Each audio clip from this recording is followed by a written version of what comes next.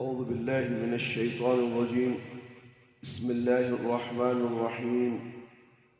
نحمده ونصلي على رسوله الكريم. أما بعد. سورة تحريم. يا أيها النبي لم تحرم ما أحل الله يا أيها النبي لم تحرم ما أحل الله لك تبتغي مرضات أزواجك والله غفور رحيم. قد فرض الله لكم تحلة أيمانكم والله أموالكم وهو العليم الحكيم. وإذ أصر النبي إلى بعض أزواجه حديثا فلما نبأت به وأظهره الله عليه عرف بعضه وأعرض عن بعض فلما نبأها به قالت من أنبأك هذا قال نبأني العليم الخبير. إن تتوبا إلى الله فقد رغت قلوبكما وإن تظاهر عليه فإن الله هو مولاه وجبريل وصالح المؤمنين والملائكة بعد ذلك ظهير. عسى ربه إن طلقتن أن يبدله أزواجا غيرا منكن مسلمات مؤمنات قانتات طائبات عابدات سائحات طيبات وأبكارا. يا أيها الذين آمنوا قوا أنفسكم وأهليكم نارا وقودها الناس والحجارة عليها ملائكة غلاظ شداد لا يعصون الله ما أمرهم ويفعلون ما يؤمرون.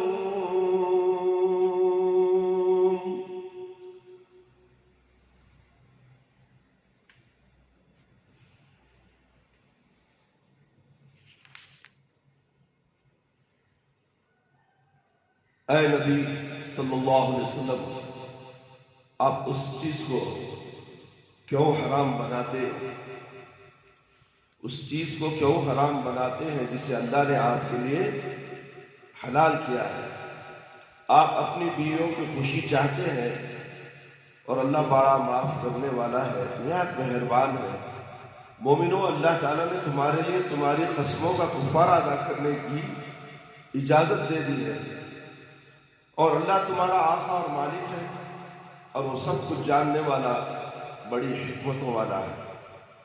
اور جب نبی صلی اللہ علیہ وسلم نے اپنی بعض بیویوں کو ایک بات خفیہ طور پر بتا دی تو جب اس بیوی نے وہ بات دوسری بیویوں کو بتا دی اور اللہ نے نبی صلی اللہ علیہ وسلم کو اس کی خبر کر دی، تو انہوں نے اس وحی کا کچھ حصہ اس بیوی کو بتا دیا اور کچھ نہیں بتایا۔ جب انہوں نے اس بیوی کو اس کی اطلاع دی تو اس نے کہا آپ کو کس نے خبر دی؟ انہوں نے کہا مجھے اللہ نے بتایا، اور جو ہر چیز کا جاننے والا، ہر بات کی خبر رکھنے والا، اگر تم دونوں اللہ کے سامنے توبہ کر لو گی تو بہتر ہوگا، اس لیے کہ تمہارے دل حق سے مائل ہو گئے، اور اگر تم دونوں ان کے خلاف سازش کرو گی تو بے شک اللہ ان کا مولا ہے، اور جبرائیل علیہ السلام اور نیک مومنین ان کے مولا ہیں، اور اس کے بعد فرشتے ان کے مددگار ہیں، اور اگر وہ تم کو طلاق دے دیں گے تو امید ہے کہ ان کا رب تمہارے بدلے انہیں تم سے زیادہ اچھی دنیا دے دے، جو مسلمان ہوگی اور ایمان والی ہوگی، طاعت گزار ہوگی، توبہ کرنے والی ہوں گی، عبادت کرنے والی ہوں گی، روزہ رکھنے والی ہوں گی، شادی شدہ اور غیر شادی شدہ ہوں گی۔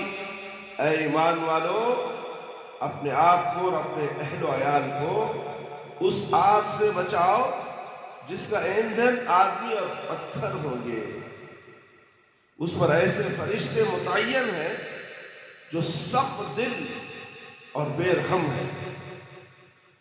اللہ انہیں جو حکم دیتا ہے اس کی نافرمانی نہیں کرتے، اور انہیں جو حکم دیا جاتا ہے وہی کرتے ہیں۔ اللہ اکبر۔ اللہ بچائے اس جہنم سے تمام امت مسلمان کو، ہمارے اہل و عیال کو، ہمارے بیوی بچوں کو، میرے پروردگار اللہ اس جہنم سے بچا دے، آمین یا رب العالمین۔ تفسیر سورۃ التحریم،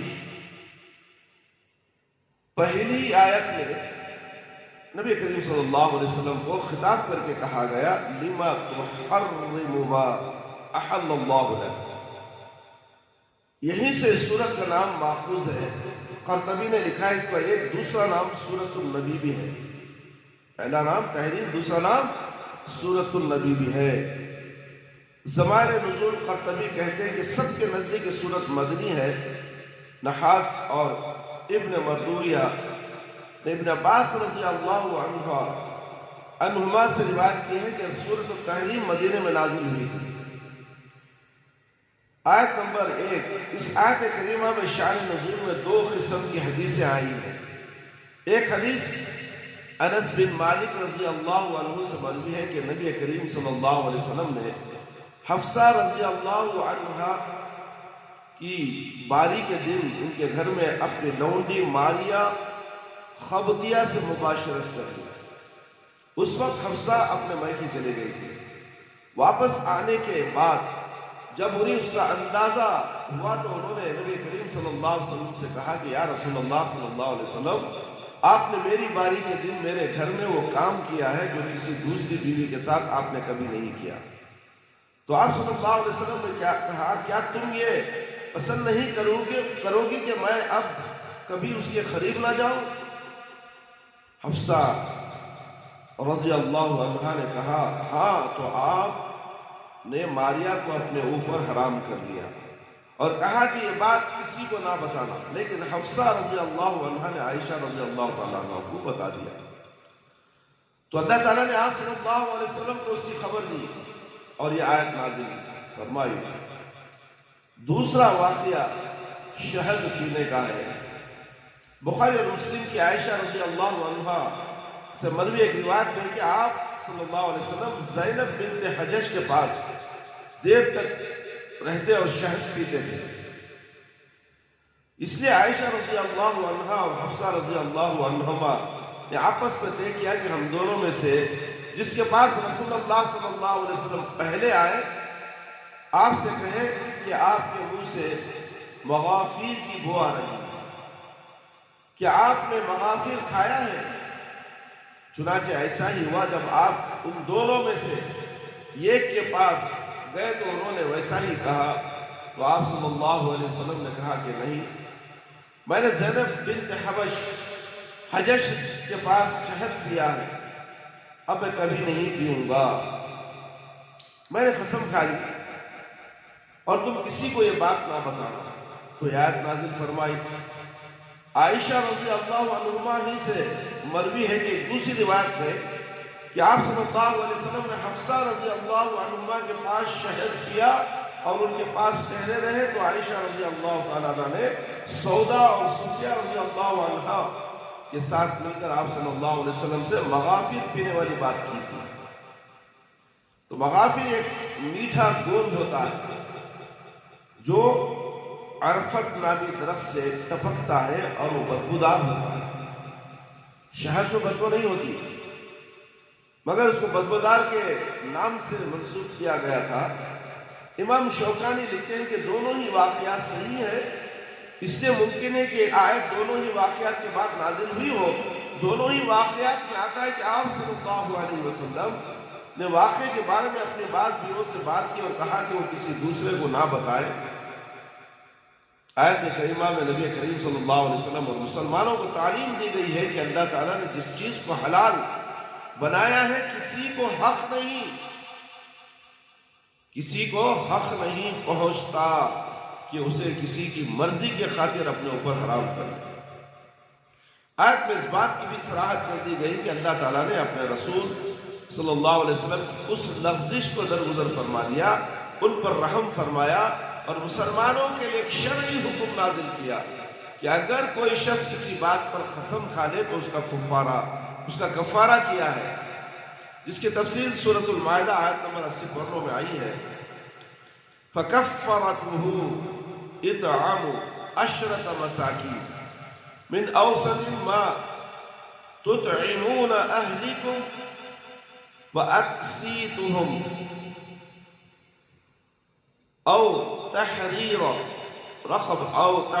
رقبة فمن لم يجد فصيام ثلاثة أيام ذلك كفارة أيمانكم إذا حلفتم۔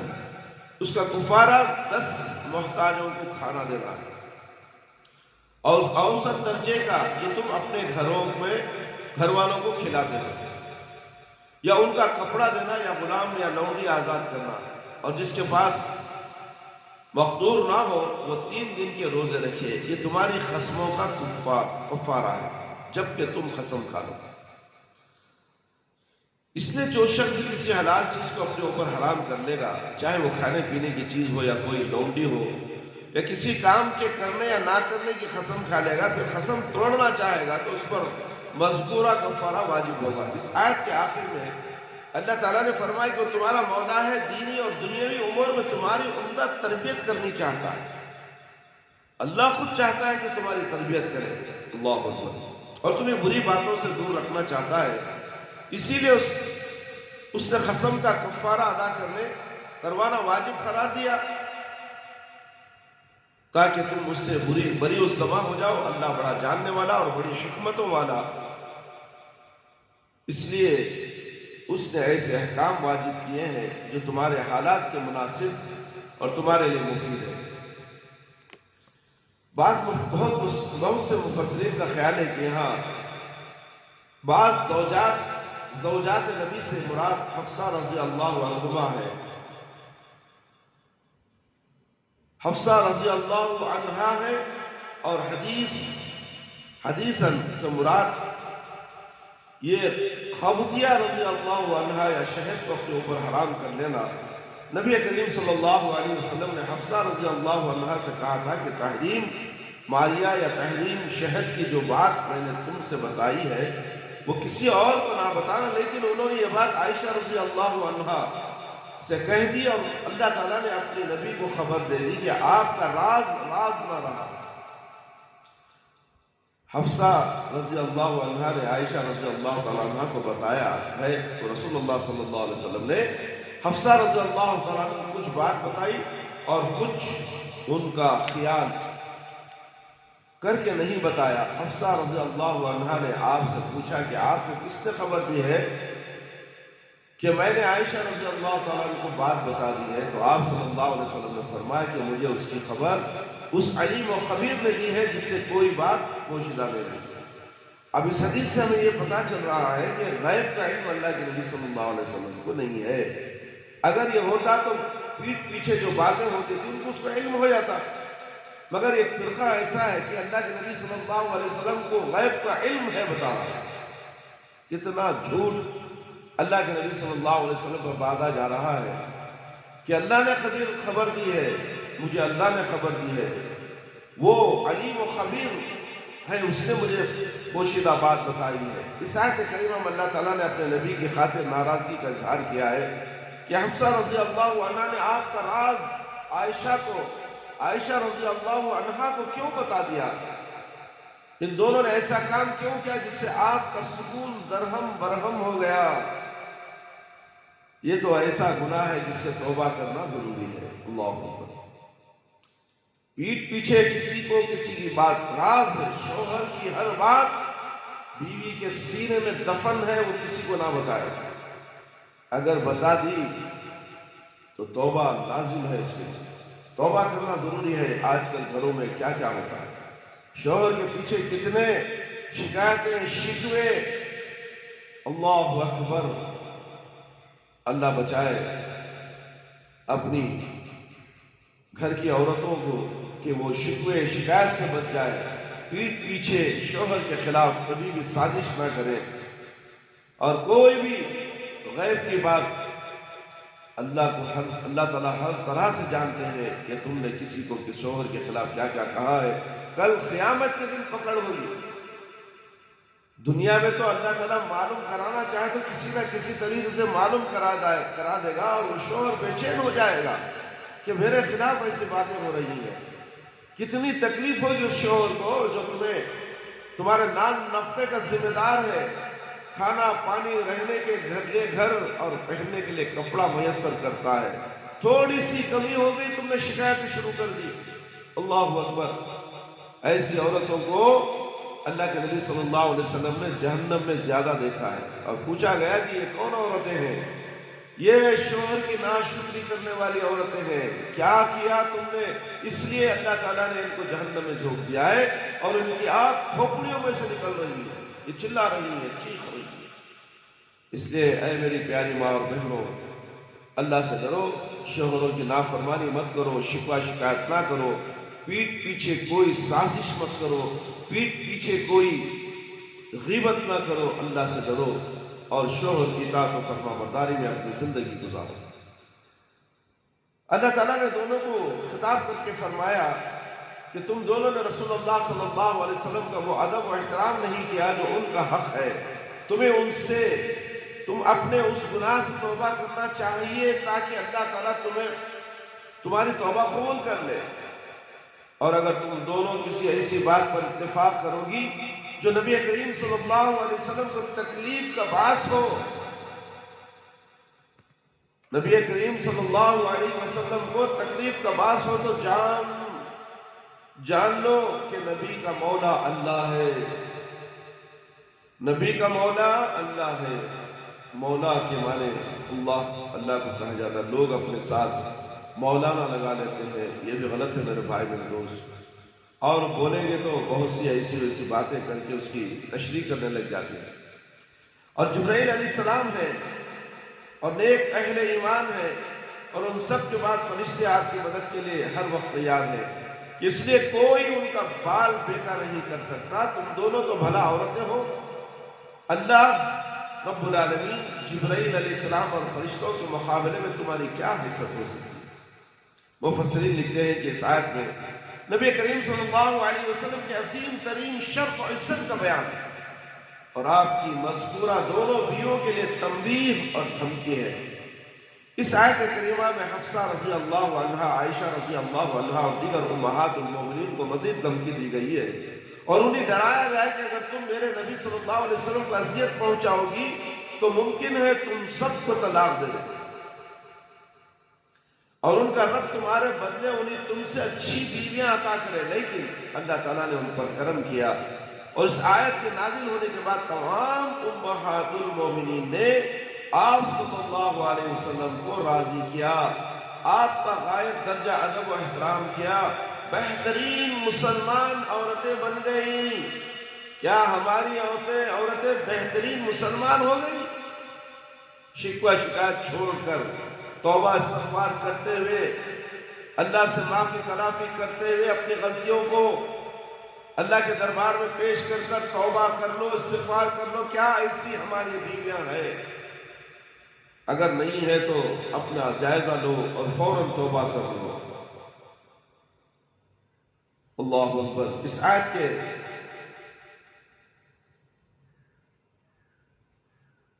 بہترین مسلمان عورتیں بن گئی، اس لیے رسول اللہ صلی اللہ علیہ وسلم نے انہیں طلاق نہیں دی، بلکہ آپ صلی اللہ علیہ وسلم جب تک دنیا میں رہے وہ سب آپ کی بیویاں رہیں اور آخرت میں بھی آپ کی بیویاں ہوگی. 5ویں آیت آپ کے سامنے پیش کر رہا ہوں.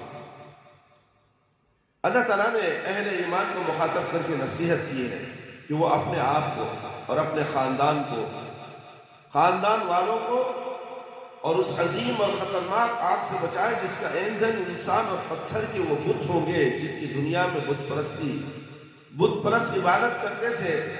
اور اس سے بچاؤ کی صورت یہ ہے کہ ان گناہوں سے تائب ہو جو اللہ کی ناراضگی اور عذاب آخرت کا سبب بنتے ہیں، اور اس کے عوامر کو بجا لائے اور نواہی سے بچے. اور اہل عیال کو نار جہنم سے اس طرح بچایا جا سکتا ہے. اہل عیال اپنے بیوی بچوں کو جہنم سے اس طرح بچایا جا سکتا ہے کہ انہیں اسلام کی تعلیم دے. یہ اہم مسئلہ ہے، ہمارے گھروں میں نہیں ہے. دنیا کی تعلیم تو ہم دیں گے مگر اسلامی تعلیم ہمارے گھر میں نہ کے برابر ہے، اور اس پر عمل کرنے پر مجبور کریں. کریا تو کریا، پڑھیا تو پڑھیا، چھوڑو بھی اس کی مرضی. کتنا بولنا ہمیں، یہ بول کر تم بچ نہیں سکتے ہیں باپوں اور ماؤں. اپنے بچوں کو مجبور کرنا ہے اسلامی تعلیمات کو حاصل کرنے کے لیے، خاموش چھوڑنا نہیں ہے. دنیا کی تعلیم پڑھیا نہیں پڑھیا، روزی تو دینے والا رب العالمین ہے، ہر حالت میں روزی دے گا اسے. مگر دنیا کی تعلیم کے ساتھ دینی تعلیم لازم، ضروری، اور دنیا میں بھی فائدہ اور آخرت کے لیے بھی فائدہ، اور ماں باپ کے لیے صدقہ جاریہ. مرنے کے بعد بیٹا باپ کے لیے ہاتھ اٹھا کر دعا کرے گا، اللہ میرے باپ کی مغفرت فرما دے، اللہ میرے ماں باپ پر رحم فرما جس طرح انہوں نے بچپن میں مجھ پر رحم کیا. اگر وہ بچہ دینی تعلیم سے آراستہ نہ ہو تو کیا وہ دعا کرے گا مرنے کے بعد؟ تو اس لیے میرے بھائی، میرے دوست اور خواتین اسلام، اپنے گھر کو جہنم کی آگ سے بچاؤ. آدمی کے لیے اس محیط آگ سے بچاؤ کی یہی صورت ہے کہ وہ خود اسلام و شریعت کا پابند بنے اور اپنے ماتحتوں کو بھی ان پر عمل کرنے پر مجبور کرے. آگ کی یہ صفت بیان کی گئی ہے کہ اس کا ایندھن انسان اور پتھر ہوں گے، تو اس سے مخصوص تہدید و تخویف ہے تاکہ اس کی ہیبت ناکی کا تصور کر کے بندے اپنے رب کی اطاعت و بندگی کی طرف مائل ہوں. اور جرائم،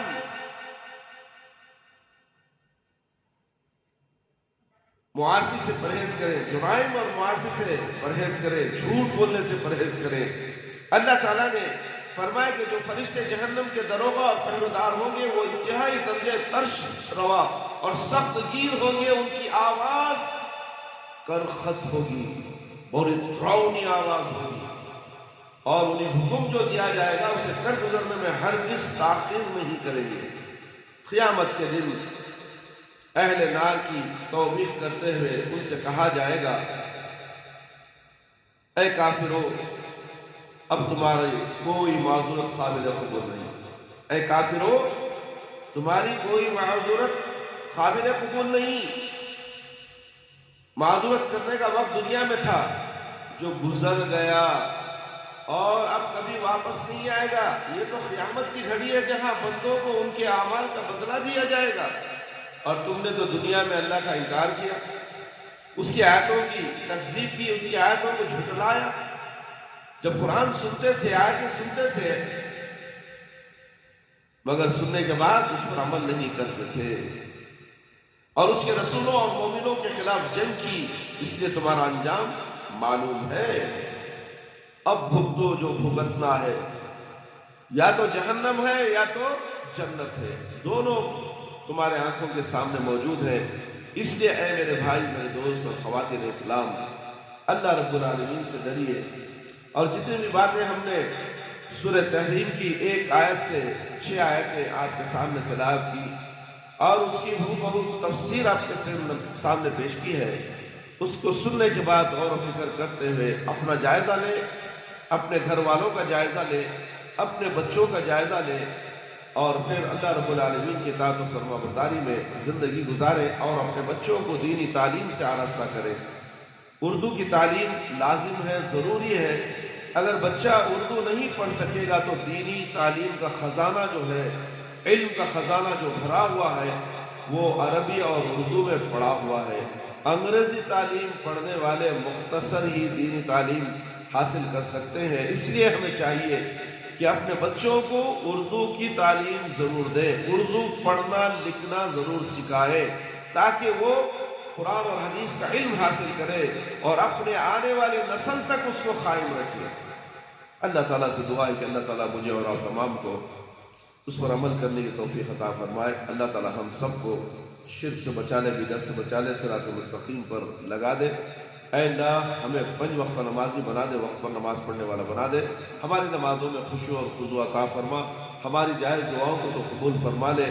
اے اللہ ہمارے والدین، ہمارے رشتہ دار جو اس دنیا سے جا چکے ہیں، اے اللہ اگر وہ قابل رحم ہے، قابل مغفرت ہے تو اے اللہ ان کی مغفرت فرما دے۔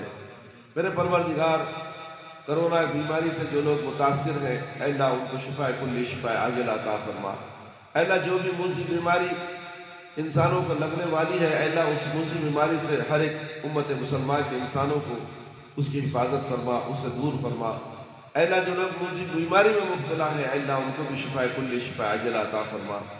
اے اللہ قبر کے عذاب سے بچا لے، جہنم کی آگ سے بچا لے، قبر کے سوالات ہمارے لیے بالکل آسان فرما دے، قبر کی تاریکی کو روشن و بدل دے، میدان حشر میں رسوائی سے بچا لے۔ اے اللہ ہمیں موت دے تو ایمان کی حالت میں موت دے، جب ہماری روح ہمارے جسم سے نکلے تو اے اللہ ہماری زبان پر کلمہ لا الہ الا اللہ محمد الرسول اللہ جاری رہے۔ ربنا آتنا فی الدنیا حسنة وفی الآخرة حسنة وقنا عذاب النار۔ ربنا ظلمنا أنفسنا وإن لم تغفر لنا وترحمنا لنكونن من الخاسرين۔ ربنا هب لنا من أزواجنا وذرياتنا قرة أعين واجعلنا للمتقين إماما۔ رب هب لي من الصالحين۔ ربنا لا تزغ قلوبنا بعد إذ هديتنا وهب لنا من لدنك رحمة إنك أنت الوهاب۔ ربنا تقبل منا إنك أنت السميع العليم وتب علينا إنك أنت التواب الرحيم۔ سبحان ربك رب العزة عما يصفون وسلام على المرسلين والحمد لله رب العالمين۔